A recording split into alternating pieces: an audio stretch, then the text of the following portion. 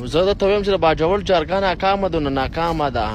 ګوره چې زه درته وایم چې باجوړ جرګه د باجوړ جرګه په سر کې ناکامه. دغه وجه دا ده کله چې دوه فرقه ورخلي نو دا جرګمار پې زوروري مضبوط وي. یو خو دا جرګوار خبره سبا له څوک مني چېرته که جنګ ونخلي نو دې جرګمار خبره پکې څوک مني.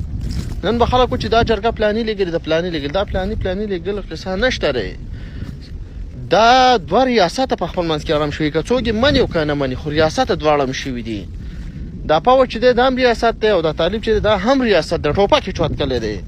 اوس خو هغه خبره خو بیله ده چې جمال او کمال خو ما تا ته خو تشیر جوړ کړی دی که نه په دې خو ته هم پوهې زه هم پوهېم چې قصه د جمال او د کمال ده. خو اوس په دې ټیم کې ما او تا ته خو په لوبه جوړه کړې کورونه خو زما او ستا ویشتی کېږي علاقه خو زما او ستا ورانېږي وسایل خو زما او ستا قبضه کېږي. دغه شان دی زما او ستا خو چې نه پاڅېږو یا خبره نه منو نو زموږ او ستاسو کورونو کې ښې غاټې موټرګولۍ رالوېږي د ښځو نه خپې لوېږي په هغه کور کې مري امبولینس هم ورته نه ملېږي. مجبوري خو زما او ستا ده خو خبره دا داسې چې جمال او کمال خو خپل منځ کې روغ دي خو موږ پښتانه خپل منځ کې جوړ نه یو.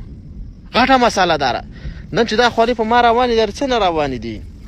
ډېر خلک به چې دا ولې روانې دي خلک راپارېدلی ځینې خلک دلته راورسي بېوسه خلک دی ډېر بېوسه خلک دی څوک سر سوری نه بیموني او دغلته دي مدنیات او دا خلک چې دي دا خامخا به دا ریاست د دغه ځای نه پاڅوي. دا دي دوه ریاسته که څوک یې مني او که نه مني او چې ډز ونخلي دا جرګه به پکې بیا وکړي چې شي.